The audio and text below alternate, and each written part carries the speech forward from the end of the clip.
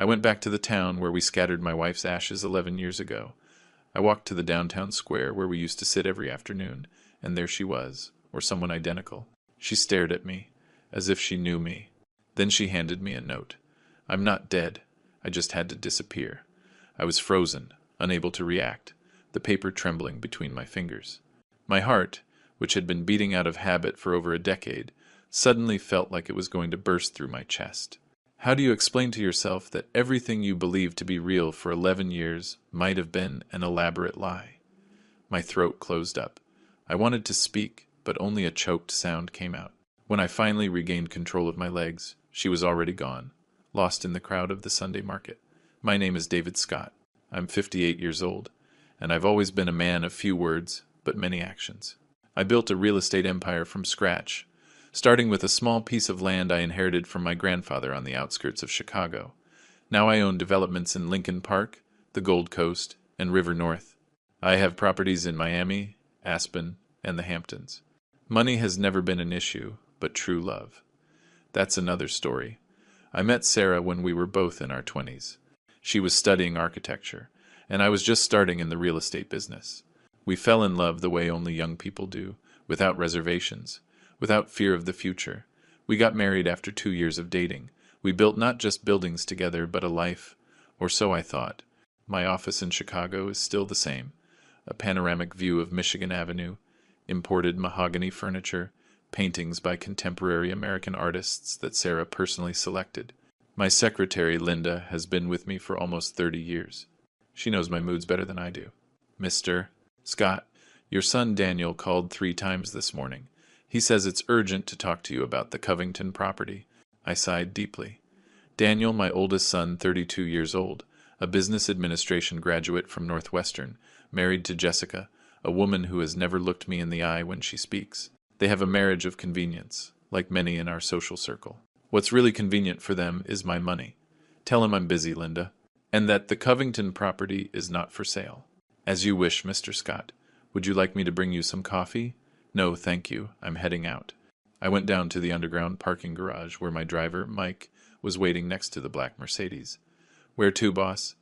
Nowhere, Mike. I'll drive today. His face showed surprise. In 15 years, I had never driven myself in the city. Are you sure, Mr. Scott?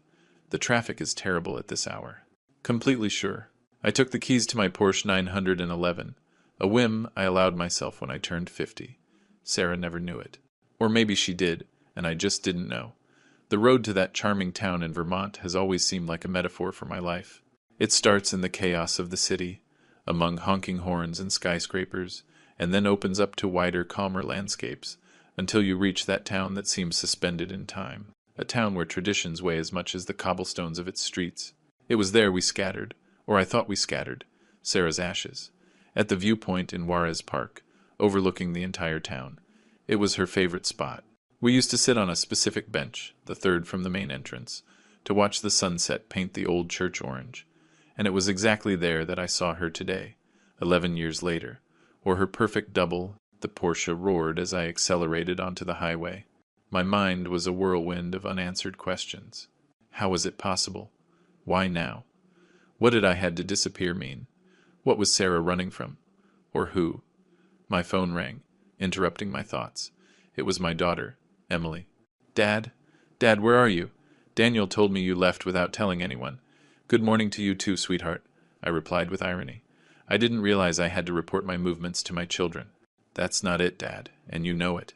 It's just that lately you've been different. We're worried about you.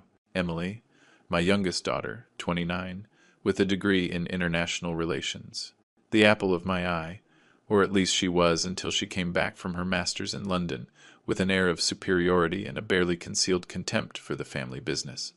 I'm perfectly fine, Emily. I'm on my way to Vermont. I needed to clear my head. Vermont? Why would you go there? You know that place makes you nostalgic. Nostalgic. Such a soft word to describe the stabbing pain that has accompanied me for 11 years, or the shock I felt today seeing that woman. I have business to attend to. I'll call you when I get back. I hung up before she could protest.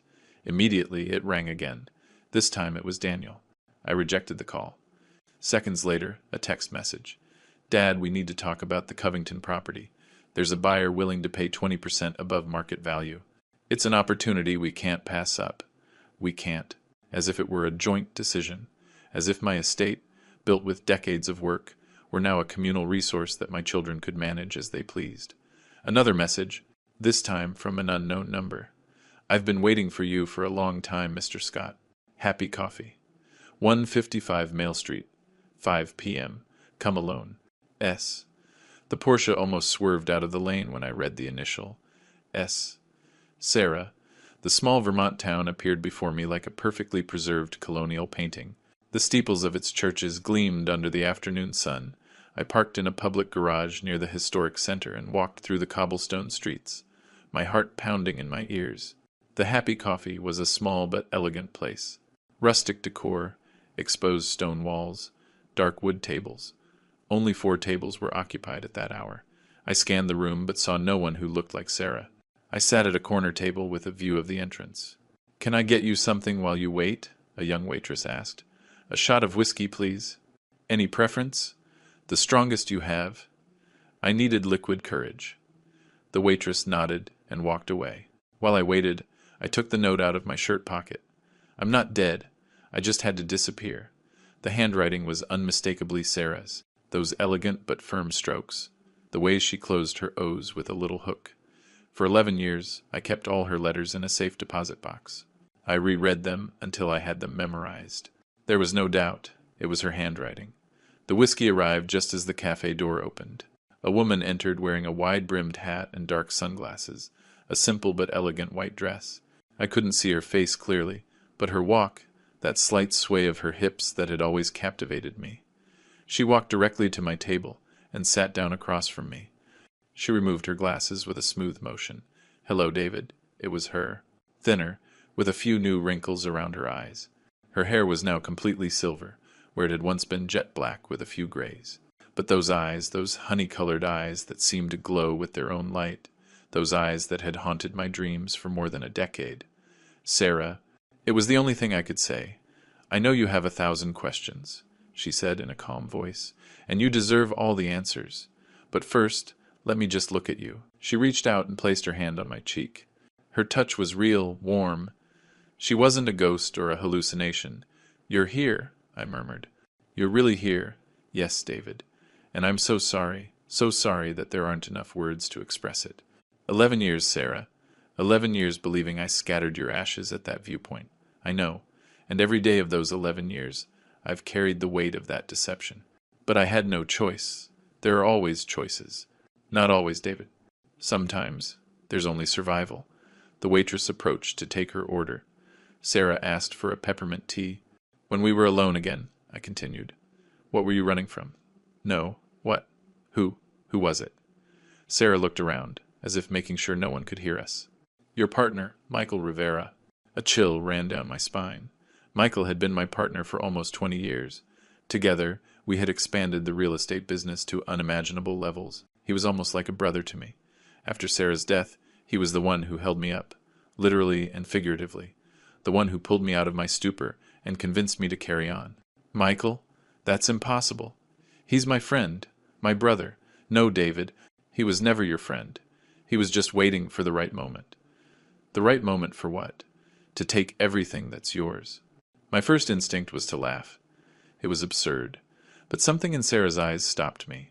That intense gaze she always had when she spoke with absolute certainty. "Explain yourself," I demanded, leaning over the table.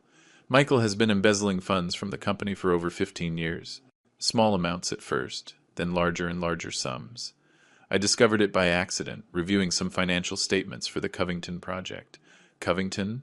"The property Daniel was insisting on selling right now." "Yes. That land is much more valuable than it seems. There are urban development plans that will multiply its value in the coming years. Plans that aren't public yet." "How do you know that?" "I have my sources. I've been following Michael's movements all these years. This is too much. Sarah, you're telling me you faked your death to run from my partner because you found out he was stealing from me. Why not just tell me?" "Because I tried to tell you. 3 times. And all 3 times, you refused to listen." "Michael is like a brother to me," you'd say. I trust him with my life. A blurry memory surfaced in my mind. Sarah, agitated, trying to show me some documents. Me, irritated by her paranoia, as I called it then. And after that, she continued, I received threats. Subtle at first, then explicit. Michael made it very clear that if I kept sticking my nose where it didn't belong, I wouldn't be the only one to pay the consequences. He threatened you directly? Not personally. He used professionals. People who know how to scare you without leaving a trace. My mind was racing. Was it possible? Michael, the man who had held my hand at Sarah's funeral. Could he be capable of something like this? If what you're saying is true, why come back now? Why expose yourself after 11 years? Because Michael's final plan is in motion. He has manipulated your children, David.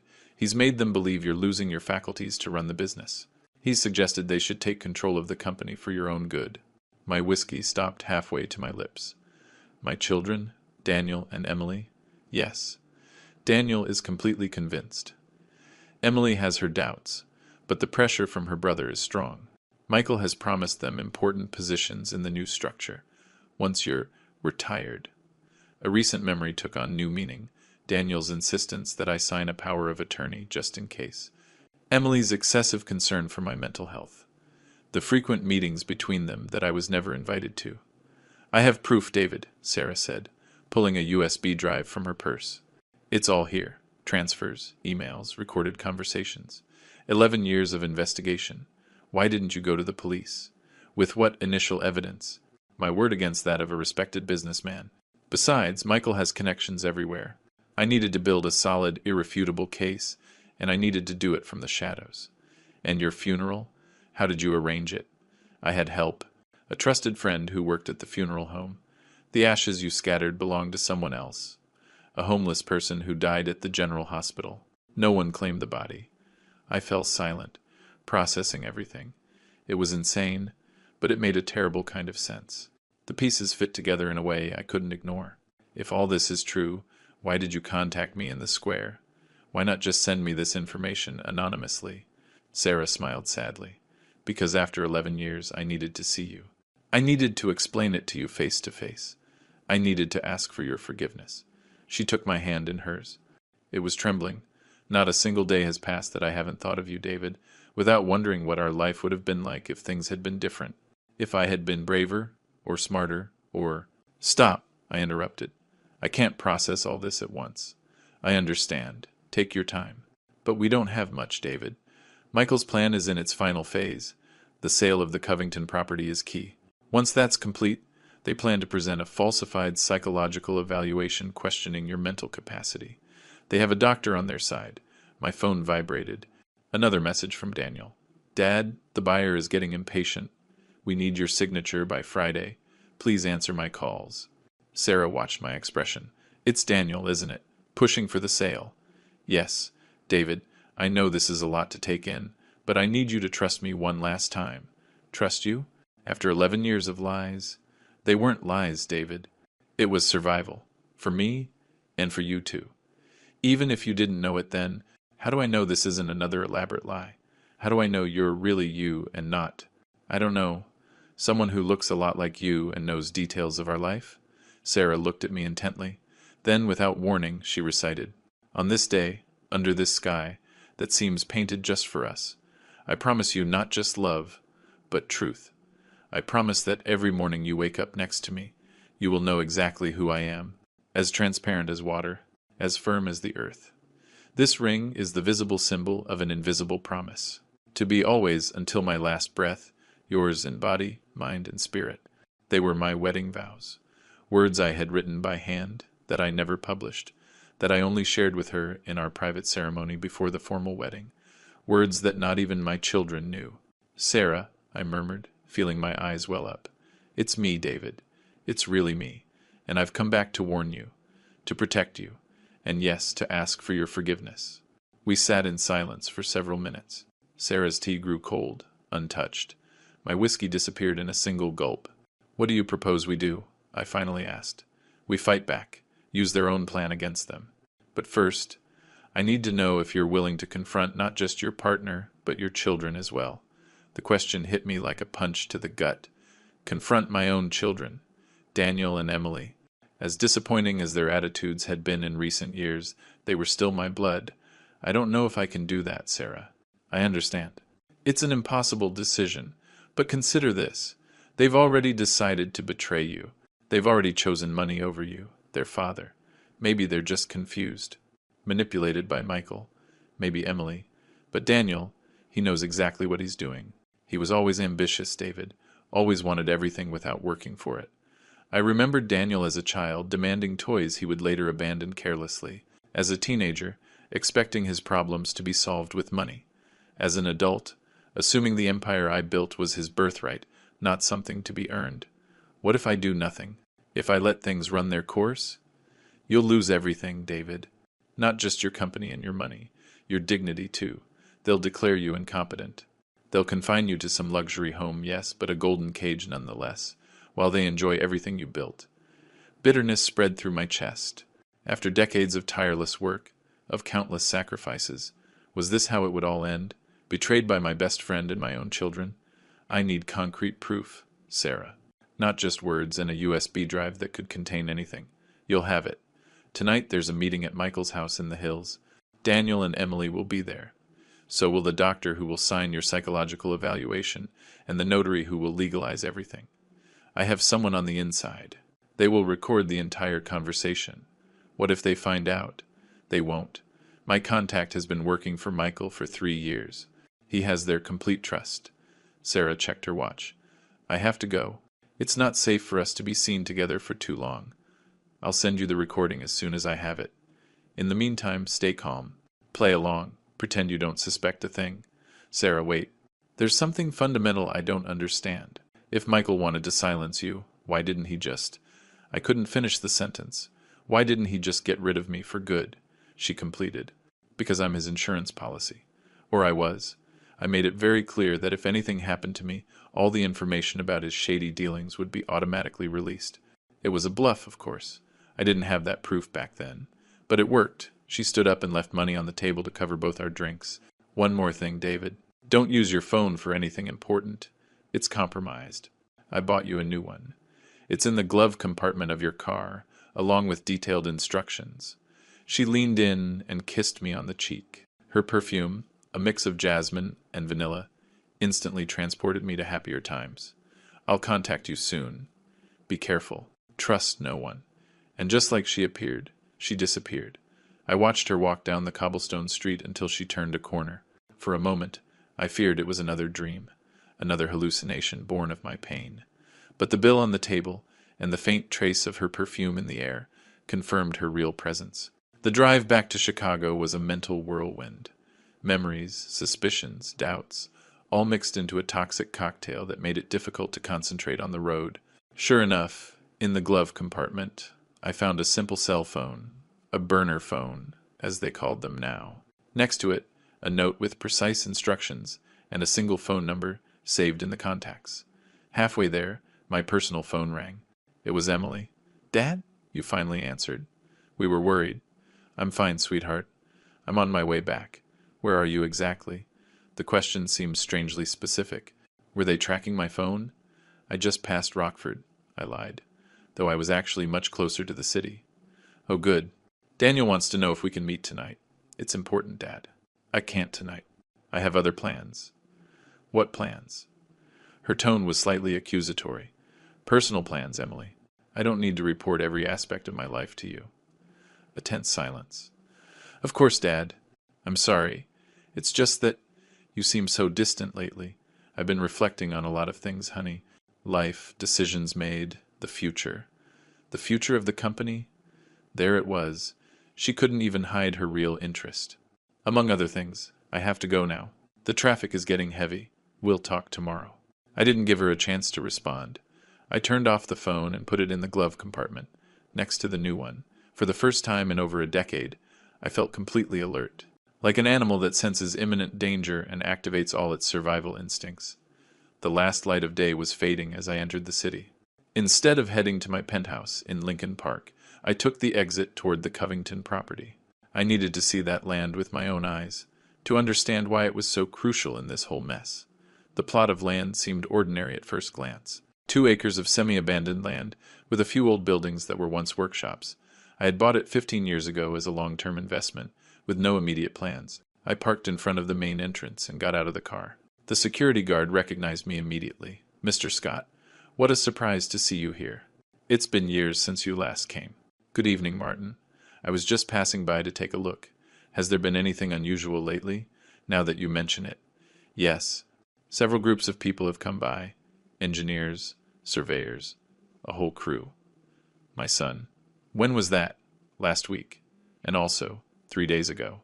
"Did they tell you what it was for?" "No, sir. But I overheard something about a luxury development. Apartments, a shopping center, that kind of thing."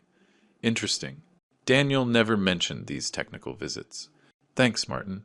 If they come again, let me know directly. No one else." "Understood?" "Yes, Mr. Scott. As you wish." I got back in the car and took out the new phone. I dialed the only number saved in its memory. "Hello?" Sarah's voice sounded tense. "It's me. I'm at the Covington property.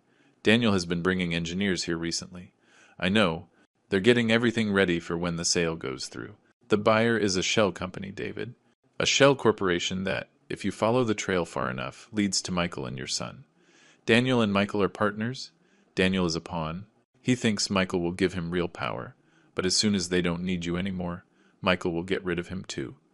Sarah, this is all so elaborate. Wouldn't it be simpler if Michael just eliminated you?" "No, David. A prominent businessman dying suddenly would raise investigations. Michael is too smart for that. It's much cleaner to discredit you legally, to sideline you due to mental incompetence. No one would question your children taking over. It's the natural order of things." "What about my lawyer, Ramirez?" "Ramirez has been retired for 3 years, David. Your new lawyer, Mendez, works for Michael." I felt as if the ground beneath my feet was crumbling. Was the circle around me that complete? Was the plan to strip me of everything that perfect? "The meeting is at 9, Sarah continued. "We'll have the recording around 11. In the meantime, go to a hotel, not your house, not any of your properties. A discreet place where no one would expect to find you. And then what? What's the plan once we have that recording?" "Immediate counterattack. I have everything ready." "You've been planning this for years, since the day I disappeared." "I always knew this moment would come, David. The moment of truth." I looked up at the starry sky over the property. The same stars I had shared with Sarah so many nights. The same stars that had been silent witnesses to 11 years of lies, betrayals, and hidden plans. "I'll see you at midnight," I said, "at the Camino Real Hotel in Lincoln Park. Room under the name Edward Banks. I'll be there. Be careful, David. You too. And Sarah, despite everything, I'm glad you're alive." A brief silence, heavy with contained emotion. "Despite everything, I'm glad I came back to you." The call ended, leaving me with a mix of anticipation and fear. The night was just beginning, and I felt that the next few hours would determine not only my financial future, but the very course of my existence. The man I had been for the last 11 years, a widower, lonely, increasingly distant from his children, was about to be transformed. The question was, what would I become after tonight? The Camino Real Hotel in Lincoln Park was a haven of discreet luxury. I checked in under the agreed-upon name and paid in cash for 3 nights in advance. The room was spacious, with a view of the hotel gardens. I sat in the armchair by the window, watching the lights of the city I had helped build. At 11:15 p.m., the simple phone on the table vibrated. A text message. "Arriving in 5. I have everything. Get ready." I ran a hand over my face, feeling the weight of every one of my 58 years. It wasn't just physical fatigue, but a deeper exhaustion. The kind of fatigue that only betrayal can produce. I went down to the lobby and waited in a discreet armchair, partially hidden by a large ornamental plant. At 11:22, Sarah walked through the revolving doors. She was dressed entirely in black, her hair tucked under a beret, dark glasses despite the hour. Anyone seeing her would think she was a wealthy widow at a clandestine meeting, and in a way, she was. We greeted each other with a brief nod, like two strangers meeting in an elevator. In complete silence, we went up to my room. Once inside, with the door locked and secured, Sarah finally took off her glasses. "We have everything," she said, taking a tablet out of her bag. "Every word, every plan, every betrayal, recorded in high definition. Is your contact safe? Completely." No one suspected a thing. She connected the tablet to a small portable projector. The white wall of the room lit up with the image of an elegant boardroom that I immediately recognized. Michael's private study in his mansion in the hills. Here, look. Sarah fast-forwarded the video to a specific point. This is the crucial part. In the image, Michael Rivera was sitting at the head of a mahogany table. To his right, Daniel, my son. To his left, a bald man with glasses I didn't recognize. Emily, my daughter, was also there, visibly uncomfortable, sitting farther away from the others. So we're agreed, Michael was saying in the video. Once David signs the documents for the Covington sale, we immediately proceed with the psychological evaluation. My report is already drafted, said the bald man. I just need a 20-minute session with Mr. Scott to validate it. Mild cognitive decline with episodes of paranoia. Enough to justify the intervention. Not so severe as to alert his contacts. Dad won't sign easily, Daniel interjected. He's being particularly stubborn about this property. That's what you're for, son, Michael replied with a smile that chilled my blood. You're his son, his natural heir. If you tell him it's for his own good, that you're worried about his health, his ability to handle the stress of business, he'll eventually give in. I don't know if this is right. Emily's voice sounded shaky. We're talking about declaring our own father incompetent. Not incompetent, dear, Michael corrected with false kindness. Just in need of help and supervision. It's for his own good. Haven't you noticed how erratic he's been lately? How distant? The signs are there for anyone who wants to see them. But, Emily, Daniel interrupted in a stern tone, we've already discussed this. If you're not with us, at least don't interfere. Sarah paused the video. My heart was beating so hard I was afraid it could be heard in the hallway. There's more, she said, fast-forwarding the recording again. Watch this part. Michael and Daniel were now alone in the room. Are you sure we can trust your sister? Michael asked. Don't worry about Emily. She's weak. She's always been Dad's favorite, the protected one. She'll do what I say, as always. Good, because once this starts, there's no going back. Do you understand? Your father will be completely out. You'll take his place as president. I'll stay on as CFO, and we'll split the profits 60 to 40. 40 for me? The deal was 50 to 50. Michael laughed, a cold, calculating laugh. That was before I needed to handle your sister. Now there are more complications. 60 to 40 is more than fair. Daniel seemed about to protest but held back. And the Covington property, how much will it bring us? With the new development approved, we're talking about $500 million, maybe more. The new subway project and the new government shopping center will triple its value in 2 years. Subway project? Shopping center? What are you talking about? Michael condescendingly patted Daniel's shoulder. Inside information, kid. That's why you need me. I have contacts in the government your father never cultivated. Too ethical for his own good. Sarah stopped the video again. My breathing had become heavy, irregular. Continue, I managed to say. The last part of the video showed Michael alone in his study, talking on the phone. Yes, everything is set. No, the kid doesn't suspect a thing. Of course, I'm not going to honor the deal. Who do you take me for? Once David is out of the way, I'll get rid of the son too. He's an arrogant fool, just like his father was at his age. The daughter won't be a problem. She's too busy with her existential crisis. No one suspects anything about you. Your position is secure. Good, I'll call you when it's all done. The projection ended. The white wall was just a wall again. Do you see now? Sarah asked quietly. Michael plans to betray even Daniel after they've gotten you out of the way. I stood up and walked to the window. The city lights flickered like fallen stars. My city, my life, built with so much effort, so much sacrifice, and now all of it threatened by the people I had trusted most. Who is Michael's accomplice? The person he was talking to on the phone? We're not sure, but we suspect it's someone inside the city government. Someone with access to urban development plans. I turned to her. What do you propose we do with this? I have a complete plan, Sarah replied, opening her laptop. We fight back, using their own weapons against them. Over the next hour, Sarah explained her strategy. It was elegant, precise, and lethal, just like her. First, using my contacts at the bank, we would quietly freeze the corporate accounts Michael had access to. Then, with the evidence from the recording, we would file a formal complaint against him for fraud and conspiracy. Simultaneously, we would send copies of the recording to our main business partners, warning them about Michael's activities. And my children? I asked, feeling a lump in my throat. Sarah looked at me with compassion. That's your decision, David. Emily seems hesitant. She could be saved. Daniel, he has chosen his path. I sat on the edge of the bed, feeling like my legs could no longer support me. I never imagined it would come to this. My own son. Sometimes children grow up to be strangers, Sarah said softly, especially when they grow up in abundance without understanding the value of work and sacrifice. How could I have been so blind? Because you're a good man, David, and good men assume that others are too, especially those they love. She sat next to me and took my hand in hers. For a moment, time seemed to rewind. We were that young couple again, with big dreams and pure hearts, before success, money, and betrayals clouded everything. There's something else you need to know, she said, breaking the spell of the moment. Something I only discovered 3 days ago. She took another device from her bag. This time it was a folder with printed documents. These are bank records, accounts in the Cayman Islands, Switzerland, and Singapore, all in the name of shell companies that, if you follow the trail, lead to Michael and Daniel. My son has accounts in tax havens.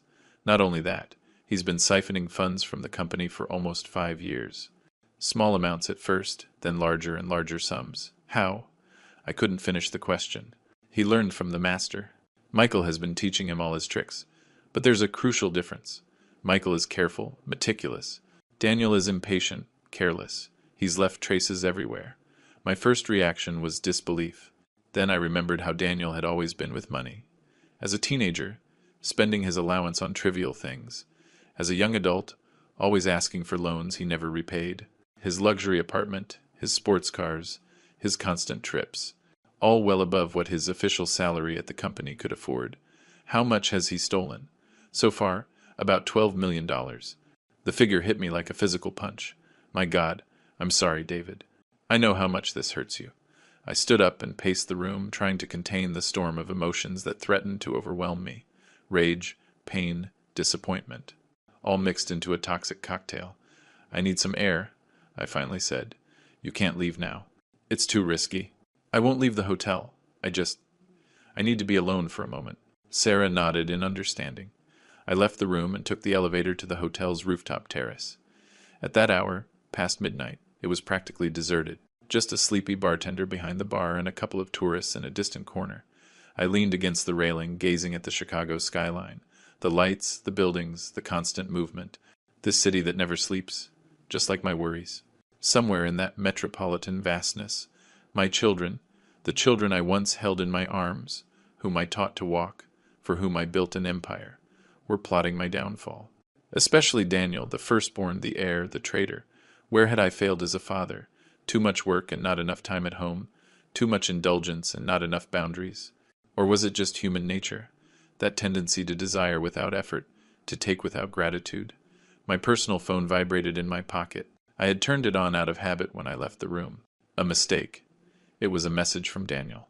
Dad, we need to talk urgently. It's about your health. We're worried. I almost laughed at the irony. Worried? About my health? While they were conspiring to have me declared incompetent. I turned off the phone again and went back to the room. Sarah was in the same position, waiting patiently for me. Have you made a decision? She asked. Yes, I replied with a calmness I didn't feel. We're going ahead with your plan. All of them, including Daniel. Are you sure? He's your son, after all. Not anymore, I said, and the words burned my throat like acid. My son died the moment he decided to betray me. A look of pain crossed Sarah's face, not because of my words, but because of the suffering she saw behind them. All right, she said finally. We'll start at dawn. The sun was just beginning to peek over the horizon when we set our plan in motion. First, a call to James Miller, my contact at the International Bank. It was early, but James had always been an early riser. David? What's going on? It's 6 a.m. James, I need an urgent favor. Life or death. Anything, my friend. I need to freeze all the corporate accounts that Michael Rivera has access to, immediately and with total discretion. A brief silence. That's unusual. May I ask why? Large-scale corporate fraud. I have proof. I'll send it to you later today. But I need you to act now, before he can move more funds. This is irregular, David. I'd need a court order. James, in 30 years of friendship, have I ever asked you for anything improper? Another silence. No, never. I give you my word. This is justified and necessary. And I promise you'll have all the legal proof by the end of the day. An audible sigh. All right, David. I trust you. Consider it done. Thanks, James. I owe you one. You owe me several, my friend. But who's counting between friends, right? I hung up and looked at Sarah, who nodded in approval. Then she called her own contact. Lisa, it's me. Yes, we're proceeding. I need you to send the documents to the 3 notaries we discussed and activate the press protocol. Yes, exactly as we planned. Thank you. While Sarah continued making calls, I reviewed the documents she had prepared. They were flawless. New powers of attorney revoking any previous documents. A corporate reorganization that removed Michael and Daniel from their positions. Detailed banking instructions to track and recover embezzled funds. There was also a folder labeled Emily. I opened it curiously. What's this? Sarah paused her call. An alternative path. For Emily if you decide to give her a second chance. Inside were similar documents, but less severe. A plan that would allow Emily to redeem herself, under strict supervision. She seemed hesitant in the video. Sarah continued. I thought maybe. Thank you for this, I said, genuinely moved by her consideration. I'll think about it. At 9 a.m., my new phone rang. It was James. It's done, David. All accounts frozen. And you were right. Michael attempted a large transfer 20 minutes ago. $3 million to an account in Singapore. Did you block it? Of course. He must be panicking right now. As if James's words were prophetic. My personal phone, which I had turned on again, began to ring insistently. Michael. I rejected the call. Immediately after, a message. David, we need to talk urgently. There's a problem with the corporate accounts. Then Daniel. Dad. There's an emergency at the company. Michael can't access the accounts. We need your signature to resolve this. And finally, Emily. Dad, where are you? Everyone is looking for you. Please, call me. Just me. This last message made me hesitate. There was something in her tone. A different kind of urgency. Sarah noticed my expression. What is it? It's Emily. She sounds different. It could be a trap, or she could be genuinely worried. I hesitated a moment longer. Then I made a decision. I'm going to call her. From the secure phone, I dialed her number from the phone Sarah had given me. Emily answered on the first ring. Hello? Who is this? It's me, sweetheart. Dad? What number are you calling from? That doesn't matter right now. Tell me what's happening. It's chaos here, Dad. Michael is furious. He can't access any of the corporate accounts. And Daniel is strange, locked in his office with Michael for the past hour. Does anyone know where I am? No. Daniel says you disappeared yesterday, that you're not answering his calls. They're very agitated, Dad. I've never seen them like this. I paused, assessing the situation. Her voice sounded sincere, worried. Emily, I need to know something, and I need the absolute truth. Are you involved in any plan with Daniel and Michael? Anything related to the Covington property? Or with my mental health? A tense silence. How do you know? Her voice dropped to a whisper. Daniel told me you were losing your faculties, that you needed help managing the company, that it was for your own good. And you believed him? I don't know, Dad. You've been so distant these past few years. So absent. Since Mom died, it's like a part of you went with her. I fell silent, processing her words. She was right. Since Sarah's death, I had become a shadow of myself. Distant, reserved, completely focused on work. While I thought I was building a legacy for my children, I was actually building a wall between us. Emily, listen to me carefully. Daniel and Michael have lied to you. I'm not losing my faculties. I'm perfectly lucid. And they are planning something much more sinister than helping me. What are you talking about?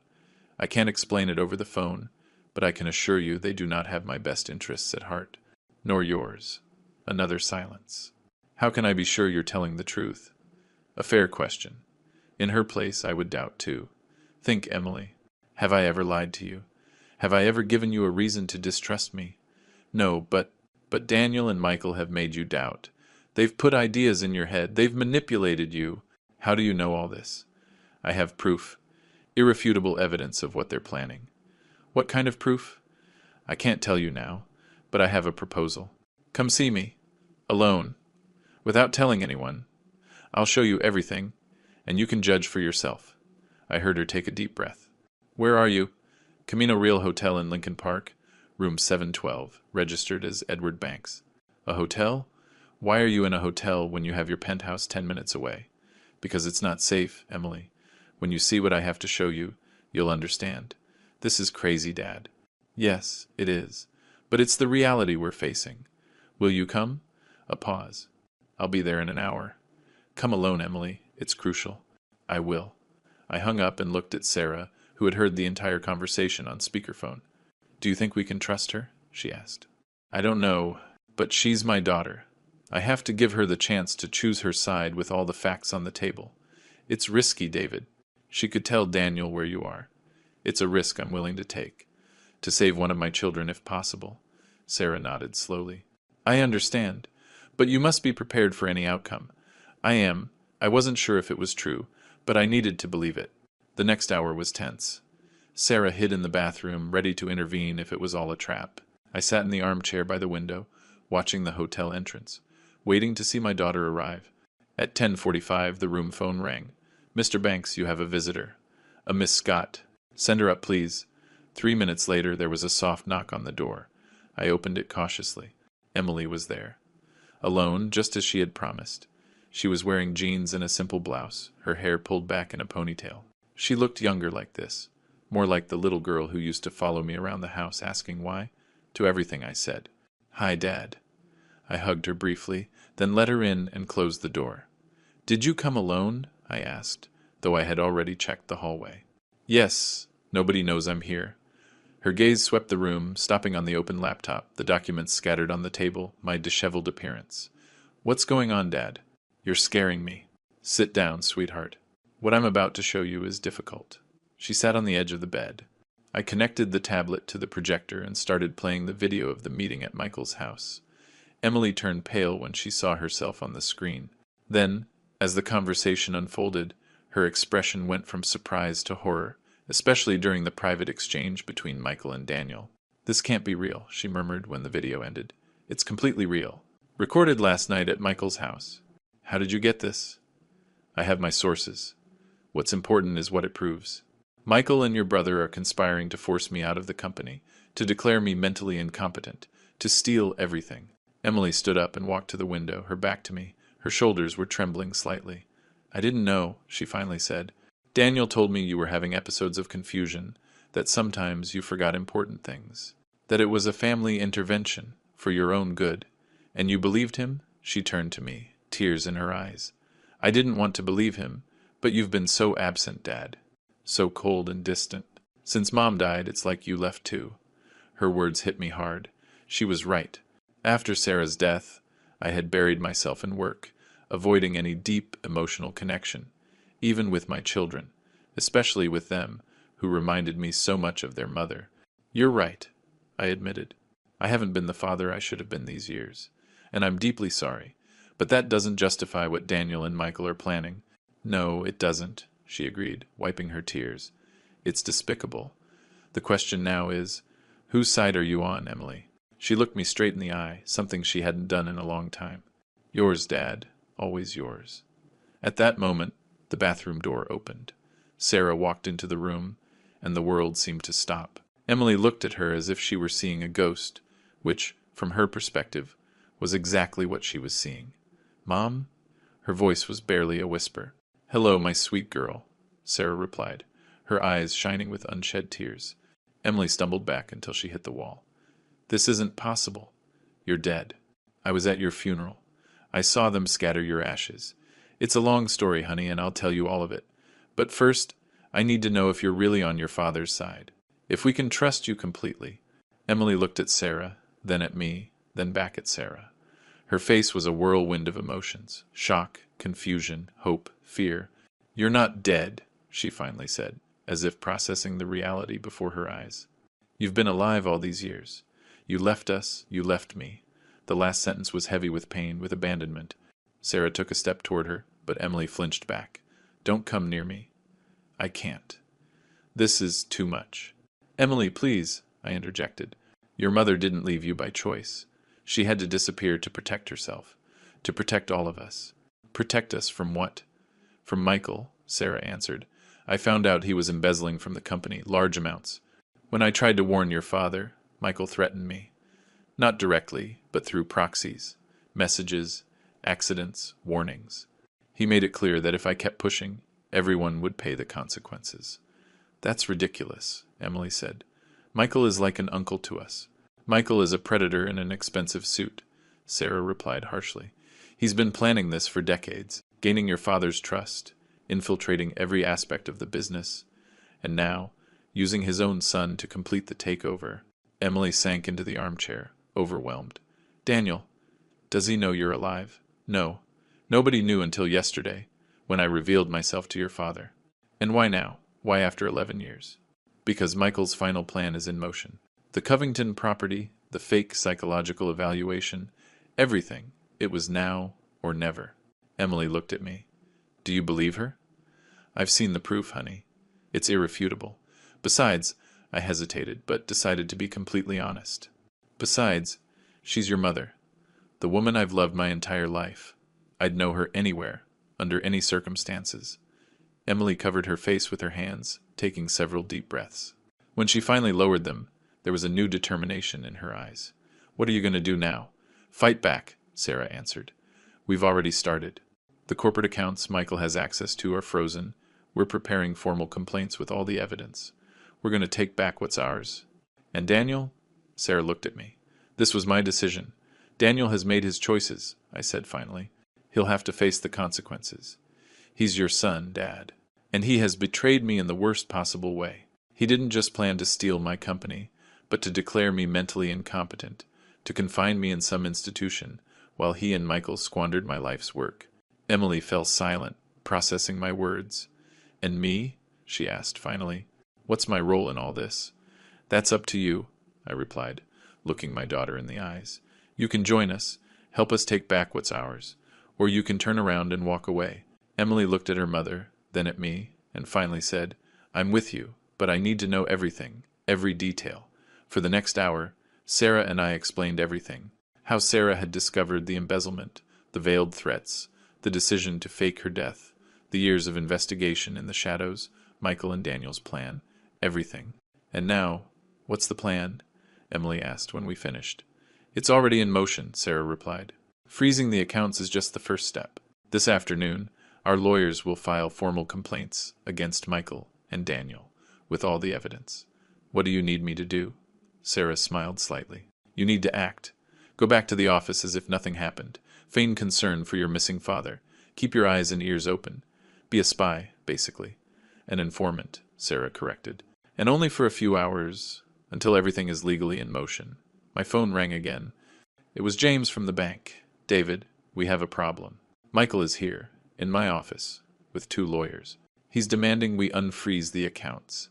He says he has a power of attorney signed by you, authorizing him to handle all corporate finances in your absence. A power of attorney? I asked, alarmed. I never signed such a thing. I figured as much.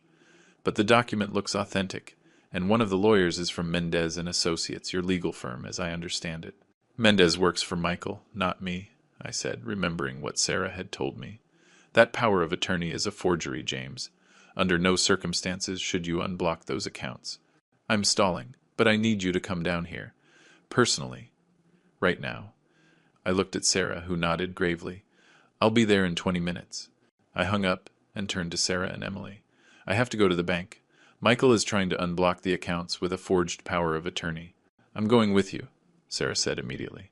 No, it's too risky. If Michael sees you, I'll wear a disguise. Dark glasses, a wig. I've spent 11 years being invisible, David. I know how to do it. I'm going too, Emily interjected. My presence will lend more credibility to your position, especially if Daniel is there too. They were right, both of them. I needed all the support I could get for this confrontation. All right, I conceded, but we have to be extremely careful. The International Bank occupied an imposing building on Michigan Avenue.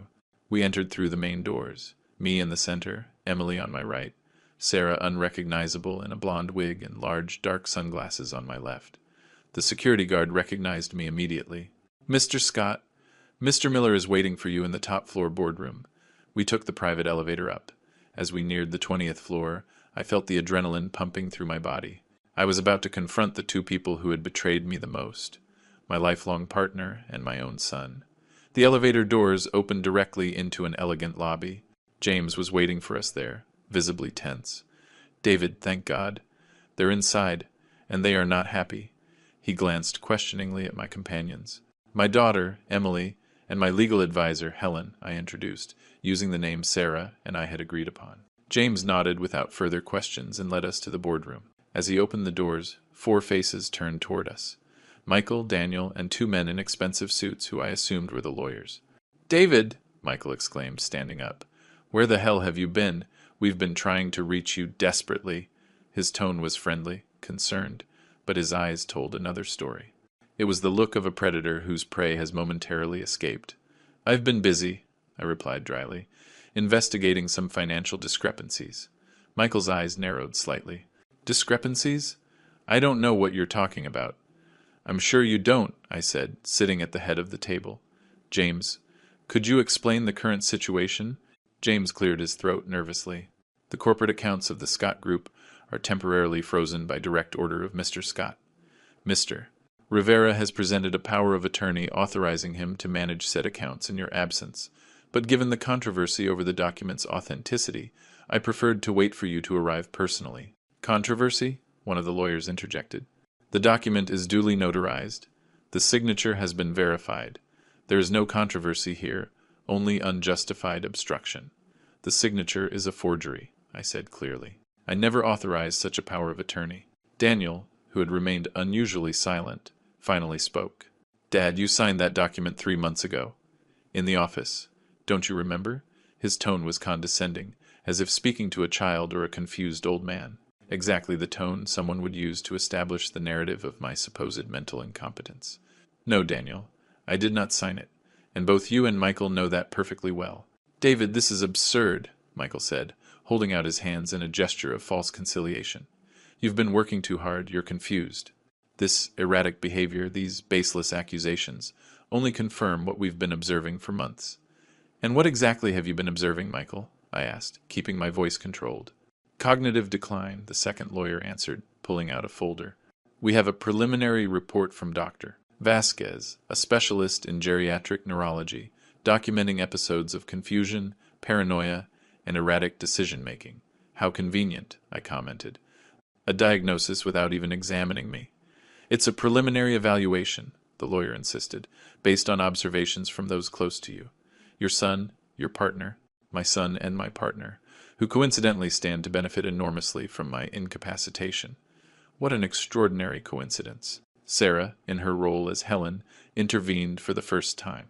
"Gentlemen, are you aware that forging someone's signature on a legal document is a federal crime, and that filing fraudulent medical reports leads to the loss of a professional license and possible criminal charges?" "And who exactly are you?" Michael asked, irritated. "Helen Valdez, Mr. Scott's legal advisor. I've never heard of you." "That's irrelevant. What matters is that we have irrefutable proof that this power of attorney is a forgery, and that the supposed diagnosis is part of an elaborate scheme to illegally seize Mr. Scott's assets." Daniel turned visibly pale. Michael, however, maintained his facade of confidence. "These are very serious accusations, Miss Valdez, with no foundation whatsoever." "On the contrary," Sarah replied, taking a tablet from her briefcase. "We have recordings, documents, witnesses, everything." "Emily," Daniel said, noticing his sister's presence for the first time. "What are you doing here? Whose side are you on?" Emily looked him straight in the eye. "The right side, Daniel. The side of the truth." "What have they told you? What lies have they fed you?" "No lies. They've only shown me proof. Like this." She connected the tablet to the room's screen and played the video of the meeting at Michael's house. The recording was crystal clear, the voices unmistakable. As the video played, Daniel's face went from panic to resignation. Michael, however, remained chillingly calm. The lawyers exchanged nervous glances. When the recording ended, a deathly silence filled the room. "This is just a small sample," I said. "We have much more. 11 years of meticulously collected evidence." 11 years? Michael repeated. And for the first time, I saw a flicker of genuine fear in his eyes. At that moment, Sarah slowly took off her dark glasses. Michael stared at her, his face completely draining of color. "Hello, Michael," she said softly. "Remember me? Michael shot up from his chair, knocking it over. This is impossible. You're dead. Clearly, I'm not. And I have spent every day of the last 11 years documenting your fraud, your manipulations, your betrayals, everything. Daniel stared at his mother as if he were seeing a ghost. Mom? Yes, Daniel. Your mother, whom you left for dead while you conspired with this man to destroy your own father. I didn't, Daniel started, but stopped, unable to complete the lie. Michael regained some of his composure. This is a setup. Those recordings are doctored. That woman is an imposter. James, who had watched everything in silence, finally spoke. I think we've seen enough. The accounts will remain frozen until this is resolved legally. And I suggest everyone present obtain independent legal representation. Immediately, the two lawyers closed their briefcases and headed for the door without a word. They knew a lost cause when they saw one. This isn't over, David, Michael threatened. You're right, I replied. It's just beginning. For you, it's the beginning of the end. Daniel, unable to meet anyone's gaze, especially mine or his mother's, got up to follow Michael. Daniel, Sarah called out, you will always be our son, but you have made terrible choices and you will have to face the consequences. He paused briefly at the door, without turning, then continued on his way. When the four men had left, I exhaled deeply, not realizing I had been holding my breath. Are you okay? Sarah asked, taking my hand. No, I answered honestly, but I will be. The following weeks were a legal and emotional whirlwind. Just as we had planned, we filed formal charges against Michael and Daniel. The evidence was overwhelming. Recordings, documents, witnesses, bank records from offshore accounts. Michael, ever the survivor, tried to flee the country the day after our confrontation. He was arrested at the airport, trying to board a flight to Panama with a suitcase full of cash. Daniel, on the other hand, completely broke down. He confessed to everything in an attempt to get a more favorable plea deal. He implicated Michael in even larger frauds than we knew about. According to his testimony, my partner had been siphoning funds almost since the beginning of our partnership. Sarah's return to the world of the living caused a sensation in our social circles. The official story we gave was amnesia and a life rebuilt far away, until her memories began to return. Only a handful of people knew the full truth. Emily, our loyal daughter, became my right hand in the company. She proved to have a natural talent for business that she never had the chance to develop under her brother's dominant shadow. As for Daniel, after months of reflection and consultation with Sarah, we decided not to push for a maximum sentence. In exchange for his full cooperation and the return of the stolen funds, we agreed to support a reduced sentence. He was ultimately sentenced to 3 years, of which he would likely serve only 1 in a minimum security prison.